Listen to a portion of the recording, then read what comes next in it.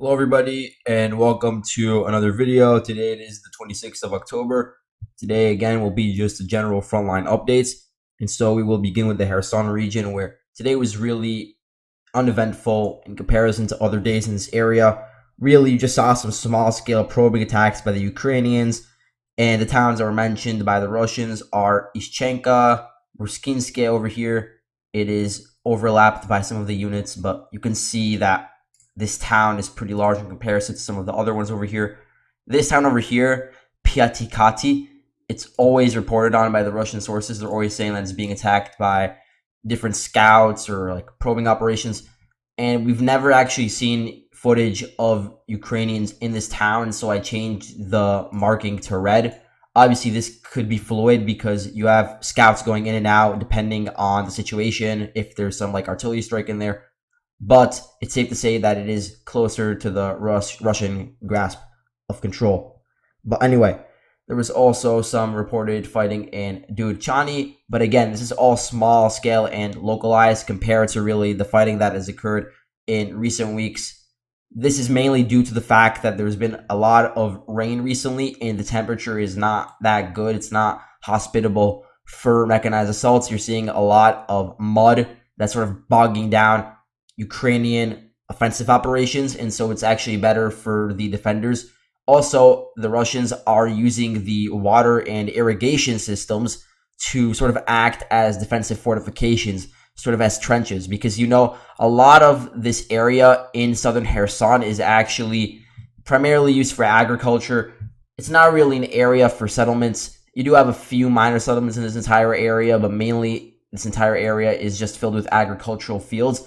And so you do have a lot of these minor water deposits and irrigation systems that are pretty small scale, but they could be used theoretically as trenches. And this was actually reported on by the defense minister in Ukraine, Alexei Reznikov. So he says that the Russians are doing this, and he says this is the reason why they have not been able to advance at the same rate as they were doing a few weeks ago. But for now, it seems as if there's going to be a bit of a standstill. I want to actually look at the weather forecast for Kherson, and so then we can sort of compare the dates. So as you can see, at the beginning of the month, it was at around like about 60 degrees Fahrenheit. Stays actually pretty average for a while. It doesn't really go down. About 60 degrees Fahrenheit at around mid-October starts going down. And you also see sort of an uptick in the monthly precipitation. And since then, it's just been steadily declining. Right now, the average temperature is around 56 degrees Fahrenheit, actually at about 51 degrees Fahrenheit as of the 26th of October. And it's actually going to go up a little bit this week, but it's not really a substantial amount. And then as we go into November, it's only going to go down even more. So it's going to be a bit colder, but what matters more is the precipitation.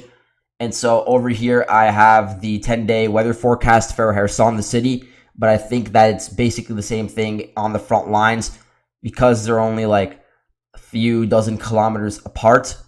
So you can see that for Thursday, it's going to be partly cloudy. But going into the new week, there's going to be some sunny days. Friday, sunny. Saturday is going to be sunny.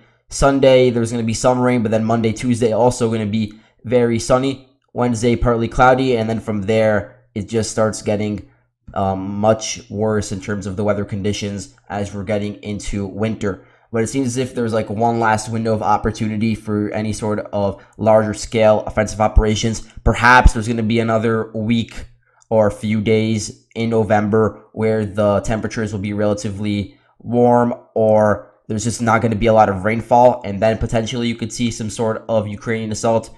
But it's going to be really hampered by the mud, and so that's part of the reason why we haven't seen many changes over the past few days. So now let's go to the Donetsk front, where we finally do have some changes. And so they are pretty minor, but it is notable because we have really just seen static fighting over here, trench warfare, really taking a long time for one side to break through the enemy's lines. And so we finally seen the DPR in unison with the Russian forces actually starting to break through in a certain area, and that's around the Donetsk ring road over here. You can see it connects Pesky to other settlements just like south of Avdiivka. And so it is an important junction that was captured a few months ago at the beginning of September in the Battle of Pesky. And then from there, really, you saw many waves of Ukrainian assaults, and I reported a lot on this at the time, that really they were just sending in these columns trying to stall whatever advances were being planned by the Russians. And it actually did work for a very long time, about a month and a half. But it seems as if they've sort of stopped. They can't really continue with their offensive capabilities, and so they're back on a defensive posture in this area, and they've been forced to retreat from their defensive lines on the ring road, where they did have a lot of defensive fortifications that have been set up over the years.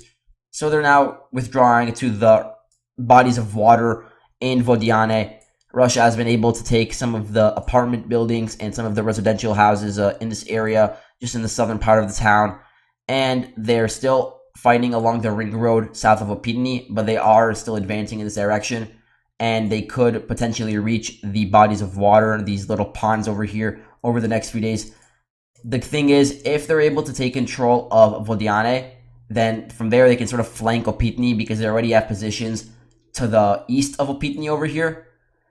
Just like it's an area just to the west of Spartak, which is another fortified town. Let me show you that. Spartak is over here. And so whatever groupings of DPR and Russian forces are in Spartak could attack Opitny from the east, and then you could have the units that are fighting in Vodiane attack from the west. You have specifically the Sparta battalion fighting in this area. It's one of the most elite DPR units, and you also have the 100th Separate Motorized Rifle Brigade of the DPR. And then you have some Russian units, but I do need to look into their specific names so I could plug them into the map and find their locations. Also, continued fighting in southern Pervomaiske. No breakthroughs by the Russians just yet. Also, a lot of fighting in the agricultural fields outside of Nevelske. The Ukrainians are using these hedgerows to their advantage, and they've been able to stall the Russian attacks over here. But it seems as if the Russians have intensified assaults over here. The general staff of the Ukrainians has reported on attacks on settlements such as Novomikhailivka, Nevelske, this town over here, of course, Avdiivka, Marinka, and also on Kamyanka. Kamyanka is a minor town. I think it's a hamlet, actually, just outside of Avdiivka. It is a good position for shelling and just as a staging ground to reach the outskirts of Avdiivka, because you can see, I'll zoom out for this, the Russians have really been stalled in Avdiivka. They tried to advance head-on originally since the beginning of the war, and that clearly was not working out. Really, their furthest extent was reaching this road over here. They reached the Butovka mine shaft a bit further to the south, but I don't even think that's under their control anymore. And so, during the summer, they switched gears and started attacking the flanks, and that's when you saw the battles at Pesky and the original advances towards Opitny and Vodiane, and then also that's where you saw the fighting on Krasnohorivka and when they entered Novobakhmutivka. But the Ukrainians have been able to hold out because this flanking operation would just be too ambitious. The Russians don't have the resources, they don't have the capabilities to actually go through with such a large encirclement, because it really would be, they'd have to advance 9-10 miles to actually envelop it. And remember, all this area is fortified, and there's a large Ukrainian grouping in Avdiivka that's been able to hold out all this time. And so that's why you're now seeing these renewed fights in Vodiane Opitny, which I'm going to change to contested. First, they're going to go to flank Pervomaiske and reach Netelove, so they can get sort of this control of these bodies of water. And I'm sure Orlivka would also be on the chopping block, something that they want to go on and later on attack, because it would sort of cut off one of the only routes of escape for the Ukrainian grouping and Avdiivka. But again, this is looking very far into the future, because you can see their rates of advance in this area have been so limited, and there's really no signs. But anyway, let's move on to Bakhmut. Not much news from this area. Ukraine, they report on attacks on Ivanhrad, on Bakhmut. They report attacks on Bakhmutske, the suburb of Soledar. They report attacks on Soledar itself. They report attacks on Kurdyumivka, a bit further to the south. And they also report attacks on Krasnohorivka, the one that I was just talking about, a bit further to the south as well. And so the Ukrainians have been able to hold the line around Kordyumivka, but I also read from a lot of Russian sources that the Wagner group was putting a lot of pressure specifically on Kordyumivka today. We will see if anything develops in this area, but in terms of changes, I don't have any to report on in this area. In Bilohorivka, the Ukrainians have went on a defensive posture again after trying to attack in the directions of Zolotarivka and actually reaching Shipolivka, which would be really disastrous for the Russians because from there they'd only be a few miles, only like 4 miles, 5 miles from the Donetsk River, and they would be able to actually reach these Lysychansk suburbs like Novodruzhkesk. And so that has not worked out for them just yet. In Luhansk, the Russians reported on Ukrainian assaults towards Kuzhymivka, which is a key town because it's one of the only towns that separates the current Russian line of defense from the Svatove line. And so Ukraine has been putting pressure on this area for a while using their sort of bulge around Stelmakivka and also through their forward positions in Pischane to attack from two sides, but no changes in that area. The Russians actually reported on a lot of counterattacks today, so I'm going to mention what they said. I don't have proof of this, but it does seem like this area is contested. A lot of Ukrainian sources also agree that this entire area is a gray zone, and so it is not surprising to see that in some days Ukraine does go on the offensive and takes some towns on the left bank of the Zherebets River, and then on other days you have the Russian forces retaking their previously lost positions. This has happened now like 3 times, and it's going to happen many more times over the coming weeks because I don't expect to see many changes in this area given the heavy rains and the rugged terrain in this area, which is even further complicated by the huge amount of ditches that you see everywhere over here. You can see like this entire area has ditches and they're very muddy, especially after the rain. They're used by the defense to bog down the Ukrainians. And so for now, you're just going to see a lot of back and forth. So the Russians, they say that they have retaken Makivka, retaken Nevsky, retaken Novosadove, and that they were advancing in the direction of Terny, Yampolivka, and Torske.